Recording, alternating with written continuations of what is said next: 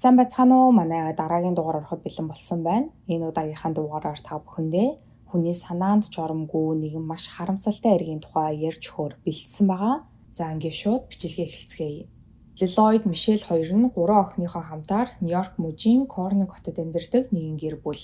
Энэхүү хоёр хосын хувьд тэд бүр ахлах сургуулаасаа эхэлж үерхэж явсаар ахлах сургуулаа төгссөнийхөө дараахан буюу 1991 онд хурмаа хийцгээсэн. Хосууд хурмаа хийснийхээ дараахан хамтдаа коллежид элсэн орж сургуулаа төгсөөд дараа нь Нью-Йорк мужийн Корнинг хот руу нүүцхэн тэндээ сууршин амьдрах болсон байдаг.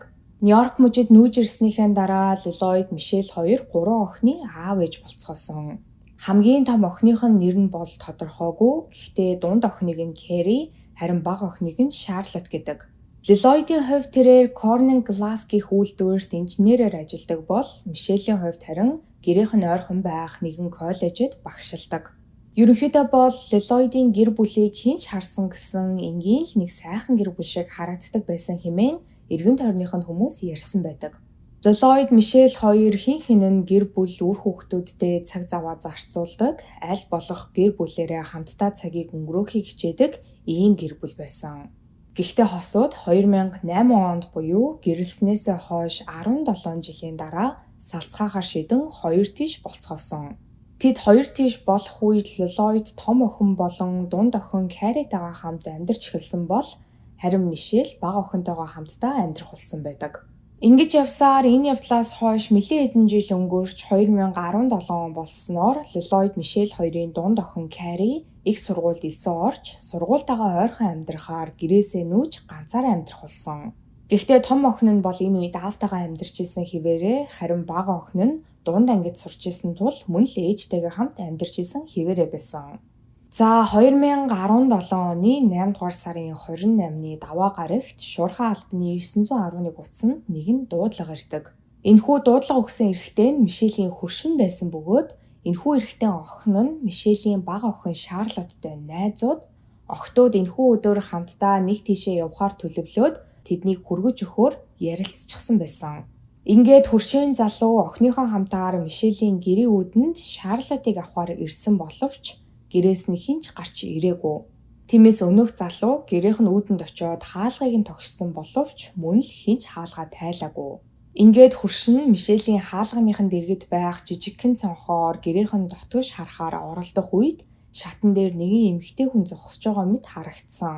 Гэхдээ тэрхүү эмэгтэй огт хөдлөхгүй байснаас гадна хаалгыг нь цохиож хонхыг нь дарсан ч ямар ч хариу үйлдэл үзүүлэхгүй байсан.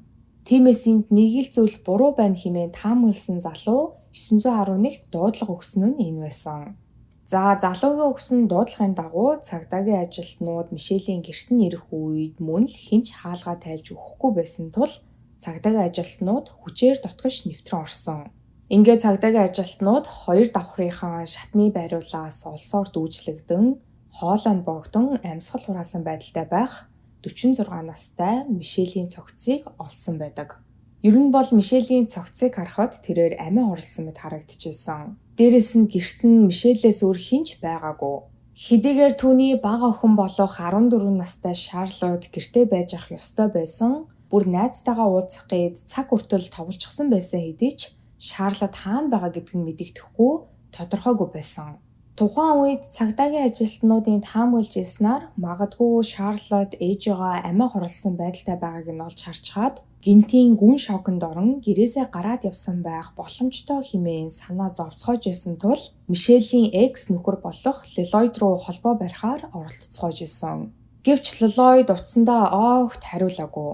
Гэтэл Мишелийн дунд охин болох Кэри цагдаагийн газар руу өөрөө залхан цагдаагийн ажилтнуудтай уцаар ирсэн ба Кэри тэдэнтэй ярьж явах үедээ маш ихээр уйлж сэтгэлээр унсан байдалтай сонсогдчихсоос гадна ээжтэй нь ойрхон амьдардаг найзууд нь өөрлөн залхаад гэрт нь юу болоод байгаа талаар дуулгасан тул үний эсхийг нь мэдхээр цагдаагийн газар руу залгасан тухайга мөрдөгчдөд ярьсан байдаг.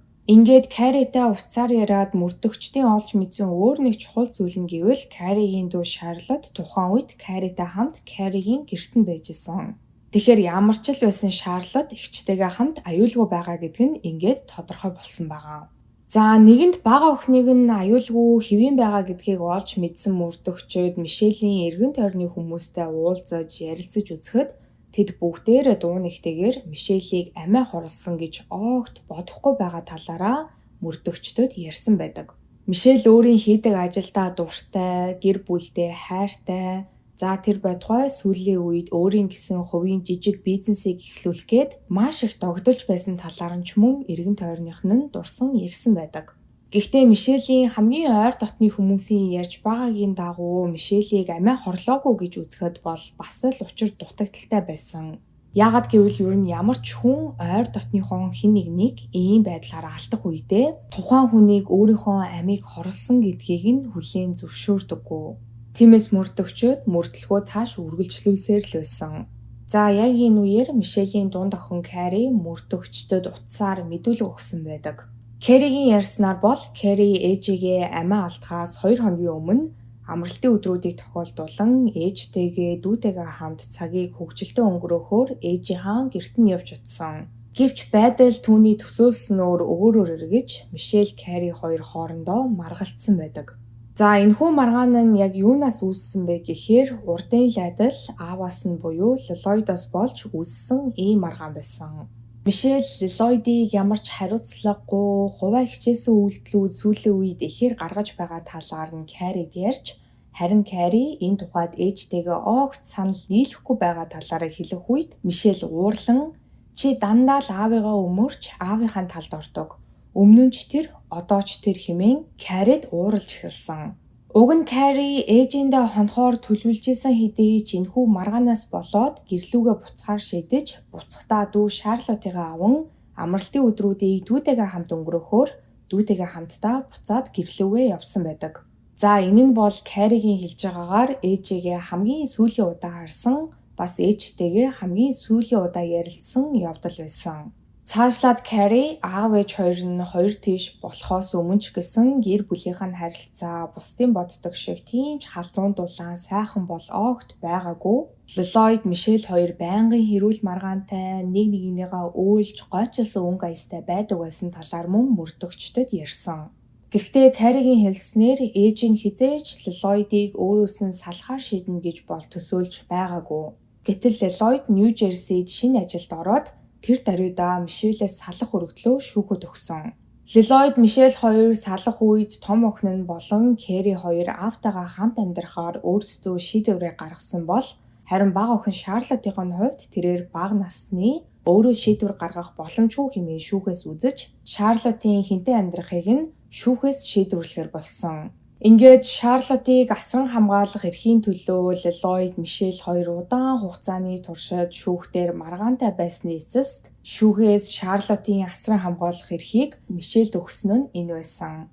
За цагдаагийн ажилтнууд Мишелийн цогцыг олсон даруйдаа задлан шинжилгээнд оруулахаар шүүх эмнэлэг рүү илгээсэн бөгөөд задлан шинжилгээний хариуч гэсэн удалгүй гарсан. Хэдийгээр Мишелийн цогцос олдох үедээ амиа хорлсон мэт харагдчихсэн боловч задлан шинжилгээний үеэр Мишелийн нүүр, за тэр тусмаа эрүүн дээрээс нь хэн нэгэн хумсаараа маачсан уул мөрүүдийг олсон.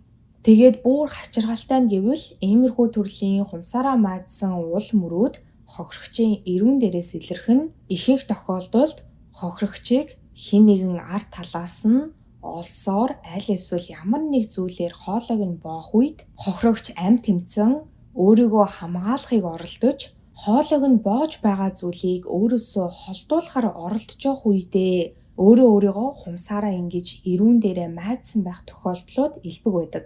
Хэрвээ Мишелийн үхэл амиа хорлолт байгаад хэрвээ Мишель айл хэдийн өөрийгөө шатны бариулаас дүүжилснийхээ дараа хийсэн үйлдэлтэй харамсан улсыг хоолойноосоо хөндөрүүлэх гэж оролдож исэн бол тухайн үед Мишелийн эрүүн дээрээс татаж буй олсонд өргөгдөөд дээшээ чиглэлтэй байх тул хумсны энэхүү маачсан ормнууд нь эрүүн дээр нь биш хүзүүн дээр нь үлдэх байсан. Тэгэхээр задлан шинжилгээний хариугаар Мишелийн үхэл амиа хорлолт байсан гэдгийг батлах боломжгүй. Ер нь бол энэхүү хэрэг нь гадны нөлөөтэй байх боломжтой гэсэн шүүх шинжилгээний хариу гарсан байгаа. Цаашлаад задлан шинжилгээний хариугаар Мишель 26-наас 27 жилжих шөнө 1-2 цагийн хооронд нас барсан гэдг нь тогтоогдсон. За энэ үед Мишелийн ээж Жин мөрдөгчөдтэй уулзсан мэдүүлэг өгч охиныгоо амиа хурлсан гэдэг дээр огт санал нийлэхгүй байгаа талаараа болон бүр охиных нь амийг хүнөөсөө итгээдийг Ллойд гэж бүрэн итгэж байгаа талаараа мөрдөгчдөд ярьсан. Жиний ярьснаар бол 2007 онд буюу Мишель Ллойд хоёр салахаас 1 жилийн өмнөөс эхлүүлээд Мишель гэр бүлийнхэн болон найз нөхөдтэйгөө холбоогоо бүр мөсөн тасалчихсан. Мэдээж энэ үед Мишелийн эргэн тойрных нь хүмүүс түүнд санаа зовж юу болсон талаар нь асууж сургалах нь бол ойлгомжтой. Гэтэл Мишель тэднийг ийхүү өөрийг нь асууж сургалан гэрт нь ирэх үед ойлгохтой хариулт өгөхгүй байсаар 1 жилийн дараа Ллойдоос салж буцаад ойр дотны хүмүүстэйгээ хэвийн энгийн харилцаатай болсон. Энэ талаараа Мишель эргэн тойрныхон хүмүүст тайлбарлахдаа Ллойд өөрийг нь гэр бүлийнхэн болон найз нөхөдтэйгөө холбоо барихыг нь хориглож дарамтны дунд байлгаж хийсэн хэмээн тайлбарласан байдаг. Ер нь зөвхөн энэ ч биш Мишелийн хамгийн дотны найзууд Ллойд гэрэлсэн цагаасаа эхлүүлээд хэрхэн Мишелийг дарамталж, өөрийн эрхээр байлгаж, заримдаа бүр гар хүрдэг байсан талаар нь мэддэг байсан гэдгээ мөрдөгчдөд ярьсан байдаг.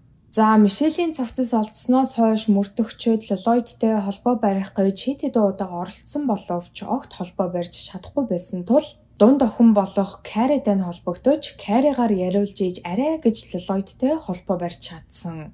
Ллойд энэ үед Калифорниад байсан тул түүнээс эхний ээлжинд мөрдөгчд утсаар мэдүүлэг авсан байдаг.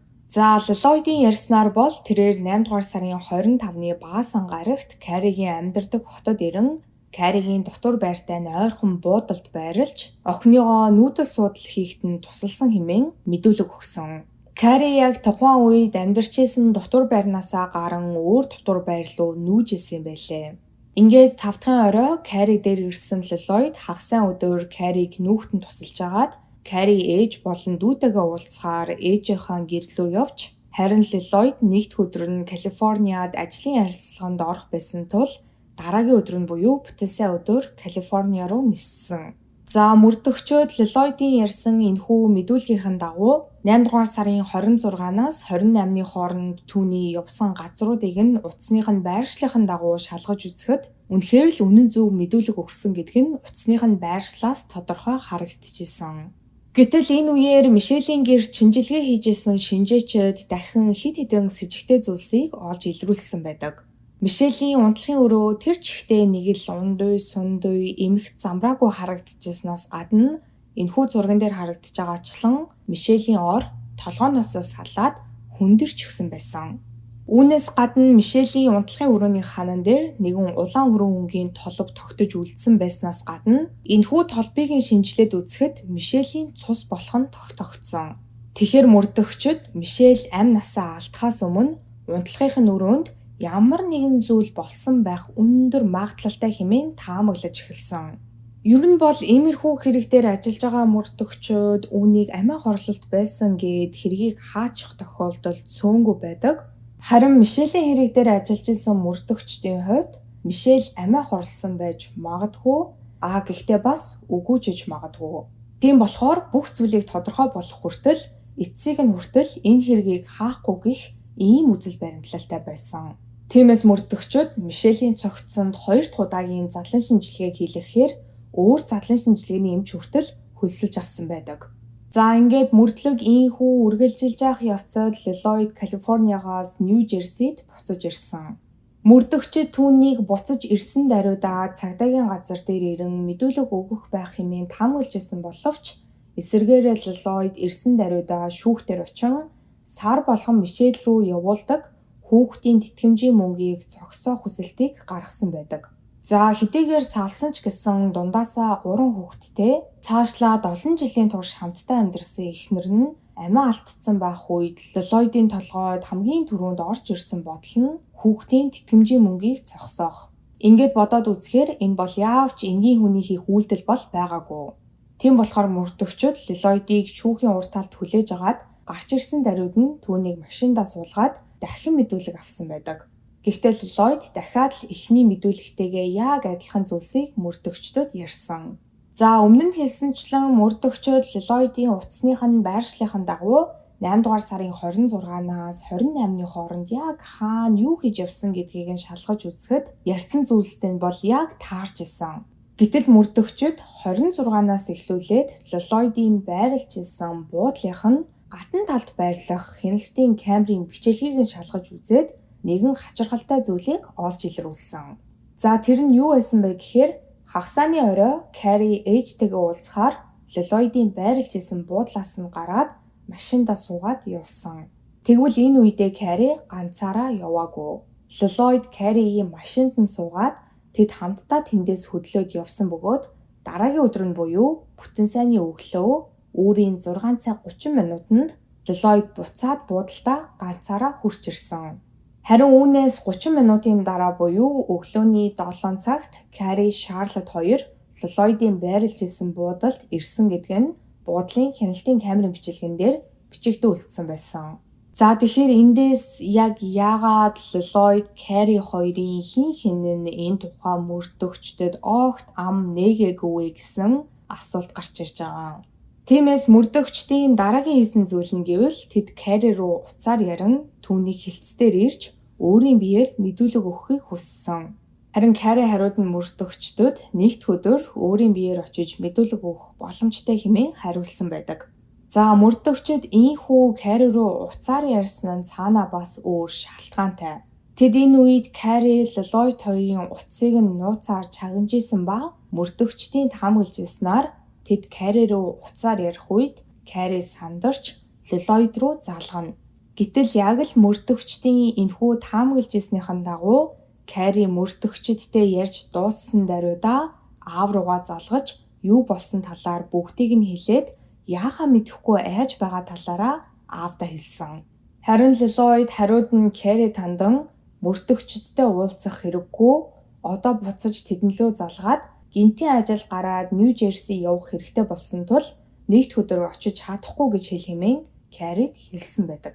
Харин Carrie хариуд нь ааваасаа энэ бүхэн нэг том зүйл биш байлгүй дээ. Хэрвээ тийм байсан бол тэд миний араас хүн явуулна бидтэй гэхэд нь Lloyd хариуд нь өө тэд нар ч бүр нэгжлэг хийх зөвшөөрлөө бариад хаалган дээр ирнэ штэ. Тэгэхээр нэг сүйдтэй зүйл олж мдээгүй гэсэн үг. Зүгээр тайван бай. Чи арай уйлсан биш үстэй гэх мэтэр охиноо цаашлуулан юу ч болоогүй мэтэр хоорондоо ярин инээлтжсэн ийм харилцан яриа болоод өнгөрсөн байдаг. За бидний мэдж байгаачлан мөрдөгчөөд Мишелийн биед 2 дахь удаагийн задлан шинжилгээ хийлгэхээр задлан шинжээч эмч хөсөлж авсан. Тэгвэл 2 дахь удаагийн задлан шинжилгээний хариуч мөн тун удалгүй гарч ирсэн.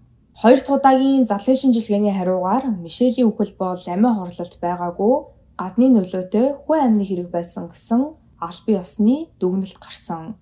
Ингээд мөрдөгчөд Lloyd Carrie хоёрыг хоёуланг нь хэлцээр дуудан тусад нь дахин мэдүүлэг авч эхэлсэн байдаг. Lloyd-ийн хувьд тэрээр мөрдөгчдийн асуусан асуултнуудад хариулахгүй чимээгүй байхыг сонгосон ийм хандлагатай байсан бол харин Carrie-ийн хувьд тэрээр нэгэн хачирхалтай зүйлсийг мөрдөгчдөд хэлсэн. Тэрээр хэлэхдээ ээж үргэлж аавыг зовоодог байсан. Манай ээж угаасаа тэмч энгийн сэтгэхүйтэй хүн бол байгаагүй. Шүүхээс аавыг Charlotte-ийн хүүхдийн тэтгэмж гэж сар бүр $6,000 ээжид төлөх ёстой гэсэн шийдвэр гаргасан. Нэг өдөр аав бит хоёр ярилцж байх үед аав өөрийнхөө амийг хорлох бодолтой байгаа талаараа надад ярьсан. Яагад гэвэл сар бүр $6,000 хүүхдийн тэтгэмж болгон төлөх нь санхүүгийн хувьд түүнд маш их дарамт болж ирсэн. Тиймээс түүнд өөр сонголт үлдээгүй. Гэхдээ хэсэг хугацааны дараа тэр надад өөр нэг сонголт байж болох юм байна гэж хэлсэн. Хэрвээ ээж өгчих юм бол аав амиа хорлох шаардлагагүй болно гэж надад хэлсэн хэмээн мэдүүлэг өгсөн байдаг. За мөрдөгчид энэ үед Carrie-г дахин цааш нь яриулахаар оролдож исэн боловч Carrie гинт ярихаа зогсоосон. Тэгэхээр ер нь бол Lloyd Carrie-д 2 сонголт өгсөн болж таарч байгаа. Нэг бол ээжигээ ал, үгүй бол би амиа хорлно гэсэн ийм 2 сонголт. Гэхдээ энэ дээр мөрдөгчдийн нэг гайхширч исэн зүйл нь гэх юм бол яагаад Carrie аавыгаа амиа хорлно гэдгээс айгаад ээжийнхаа үхэлд гар бие оролцох болсон бэ? Гэтэл яг энэ үеэр Мишель Lloyd хоёрыг салах үед Мишелийн өмгөөлөгчөөр нь ажиллаж исэн Мишелийн найз Сьюзен гэх эмэгтэй мөрдөгчдөд мэдүүлэг өгсөн байдаг. Тэрээр хэлэхдээ Ллойд бол бүр мэрэгчсэн гэмээр хүмүүсийн толгойг угаагч залтай этгээд. Миний мэдхээр Мишель гайхалтай ээж. Харин Ллойд Мишелээс салахаасаа өмнө охтуудаа ээжтэй нь хагаралдуулахын тулд дандаа содин зүйлс санаанаасаа зохиож ярьдаг байсан. Үүний нэг тод жишээ нь гэвэл нэг удаа Мишель ажилдаа явах гээд машинтаагаа гаражнаасаа ухраад гарч ирсэн. Харин Кари машиных нь ард биш гаражны ойрхон зогсож исэн. Үүнийг нь харсан Ллойд Мишелийг явсны дараа Кари тандан "Чи сая харсан уу?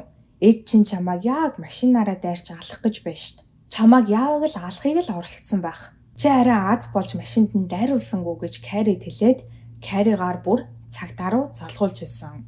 Ллойд иймэрхүү байдлаар том охиныхоо болон Каригийн толгойг маш сайн угааж охтууд за тэр тусмаа Кари ээжигээ үзий ядах болсон. Тиймээс ч тэд ээжтэйгээ биш аавтайгаа хамт амьдрахыг сонгосон хэмээн Сьюзен мөрдөгчдөд ярьсан байдаг. За ингээд Мишелийн үхэл амиа хорлолт биш гадны нөлөөтэй аллах байсан гэдэг нь 2 дахь удаагийн задлан шинжилгээгээр нотлогдсон даруйд 2018 оны 1-р сарын 24-нд 19 настай Кари болон Мишелийн экс нөхөр болох Ллойд нар баривчлагдан саатуулагдсан.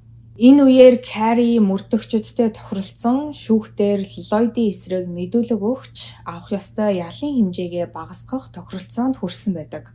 Харин эсвэргээрээ энэ үед Ллойд охин Каригаа алуурчин хэмээн нэрлж тэр л энэ бүхнийг анханаас нь зохион байгуулсан, тэр л ээжигээ алсан. Би харин энэ хэрэгт ямар ч хамаагүй хэмээн мэдүүлэг өгсөн байдаг. За яг хэрэг гарах үеэр Ллойдыг Мишелийн гэрт байсан гэдгийг нотлох ямар ч нотлох баримт байгаагүй. Эсвэргээрээ Ллойд биш Кари хэрэг гарах үед ээжийнхаа гэрт байсан гэдэг нь бол утасных нь байршил дээрээс нь тодорхой болоод байсан. Харин Ллойд утсаа зочид буудалтаа үлдээсэн байсан тул түүнийг тухайн үед Мишельтэй хамт байсан гэдгийг нотлох боломжгүй ийм байдалтай байж тал Мишелийн амь насаа алдах үедээ өмсөжсэн хувцсан дээрээс нь Ллойдын ДНА илэрсэн байдаг. Ингээд ямар ч аргагүй байдалд орсон Ллойд өөрийн үйлдсэн гэмт хэрэгээ хүлээж, Кари ч мөн аавынхаа адилаар хэрэгээ хүлээж, шүүх хурлын үеэр аавынхаа эсрэг мэдүүлэг өгсөн. За хэрэг гарсан өдөр яг юу болсон бэ? 8 дугаар сарын 26-нд Кари Ллойд хоёр Мишелийн гэрлүүн явцгаасан. Мишелийн гэрт ирэх үед Мишель айл хэдийн унтахаар өрөөндөө орчихсон байсан ба Кари Ллойд хоёр гэрт нь орсон даруйдаа Ллойд дээд давхар руу гарч Мишелийн өрөөнд явж орсон бол харин Кари Мишелийг цагдаа руу залгаж ямар нэг байдлаар тусламж дуудуулахгүй тулд гэрийнх нь бүх суурин утас болон тогийг нь тасалсан байдаг. Ллойдыг ингээд гинэд гэрт нь ороод ирсэнд айж цочирдсан Мишель чангаар оройлж Ллойдтай муудалцаж эхэлсэн ба энэ үед нь Ллойд Мишелийг барьж аван аманд нь алчуурч ихэд дараа нь ард талаас нь хоолойг нь бож эхэлсэн. Ээжийнхаа орилгоч минээр 14 настай Шарлотт охин өрөөндөө унтжгаад нойрносоос ирсэн ба харин энэ үед нь эгч Карин дэрэгдэн зогсож исэн. Ингээд Кари Шарлоттод хандан хамтдаа манайх руу явъя. Би чамд гоё юм үзүүлье гэж хэлээд гэрээс нь авч гараад машиндаа суулгаад бууж ирж болохгүй шүү хэмээн Шарлоттыг машиндаа үлдээн өөрөө буцаад ээжийнхаа гэрлүү орсон. Каригийн хэлснээр Мишелийн гэрлүүнд буцаад орох үед гэр дотор маш чимээгүй байсан тул тэрээр шууд л ээжигээ нас барсан юм байна гэдгийг нь мэдсэн. Ингээд ээжийнхаа унтлахын өрөө рүү орох үед ээж нь айл хэдийн амьсгал хураасан байсан ба Ллойд Кари хоёр нийлэн Мишелийн хүзүүнээс олсоор уйж байгаад олсны нөгөө талыг нь шатны бариулнаас дүүжлэн Мишель өөрийнхөө амийг хорлсон мэт харагдуулаад орхисон. Ингээд тэд байрнаас нь хөдлөгсөн байсан бүх зүйлсээ байранд нь буцааж тавиад утсыг нь хүртэл буцааж залгаад Кари гэрээс нь төрүүлж гарan машиндаа суугаад Шарлоттыг саатуулан юм ярьж байгаа хооронд Ллойд Мишелийн гэрээс нууцаар гарч ирэн Каригийн машины багажинд нь орон нуугдсан. Ингээд Ллойд буудалтаа ойртох үедээ Шарлоттод харагдalgүйгээр багажнаас буун ганцаараа төрүүлэн буудалтаа ирж харин дараа нь Кари Шарлотт хоёр буудалд нь ирсэн.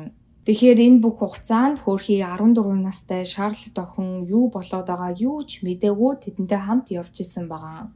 За ингээд Ллойд Кари хоёрын эцсийн шүүх хурал болж шүүхээс Ллойдыг 1-р зэргийн урдаас төлүүлсэн хүн амны гэмт хэрэгт гин буруутай хэмээн үзэж давж заалдах эрхгүйгээр насаар нь хоёр хялаар шийтгсэн бол 19 настай Carrie-д ердөө 1-3 жил хоригдох ялыг шүүхээс өгсөн байдаг. За энэхүү Carrie-д өгсөн ял тухайн үедээ маш олон хүний дургуутслыг төрүүлж, маш олон хүмүүсийн эсэргүүцэлтэд нүр тулж ирсэн. Олон нийт бараг бүгдээрээ Carrie-г насаараа хоригдох ял авах ёстой байсан хэмээн үздэг. Гэхдээ шүүхээс Carrie-г аавдаа толгоогоо угаалгуулан түүний иргэшэлд байх үедээ ээжигээ хөнөөхтөн түүнд тусалсан хэмээн үзсэн. Одоогийн байдлаар Lloyd өөрийн хийсэн хэрэгтээ тохирох ялыг үүрэн шоронд ялаа эдэлж байгаа бол харин Carrie 2022 оны 1-р сарын 16-нд шоронгоос суллагдсан. Одоогийн байдлаар Нью Жерсид амьдарч байгаа юм байна. За миний хувьд бол энэ хэрэг дээр бусад хүмүүстээ санал нийлж байгаа. Хэдийгээр Lloyd Carrie-гийн толгойг нь угаасан байж болох хэдий ч Carrie тухайн үед 19 настай байсан. 19 настай насанд хүрсэн хүний хувьд яг юуг буруу, яг юуг зөв гэдгийг хангалттай ялгаж чадхаар нөхцөл байдалд байсан гэж бол бодогдож байна. Тэгээ та бүхэн маань бас юу гэж бодож байна? Carrie төгсөн энэхүү 1-3 жилийн хорих ял яг Carrie-гийн үйлдэлсэн хэрэгт нь тохирохоор ял байж чадсан уу? Энэ тухай өөрийн хувийн бодлоодоор сэтгэл хэсэгт үлдээж бусадтайгаа мөн хуваалцаарай. Ингээд өнөөдрийн та бүхэндээ ярьж өгөхөөр бэлдсэн бичлэг маань энэ түрээ дуусж байна. Миний оруулдаг бичлэгнүүд таалагддаг бол лайка дараарай, subscribe дараарай. Хажууд нь байгаа хонхон дээр дарах юм бол намайг шинэ бичлэг хийх болгонд та бүхэнд мэдээлэл очих болно шүү. Ингээд дараагийн 7 хоногийн мигмар гарагт шинэ бичлэгээр уулзтлаа. Түр баяртай.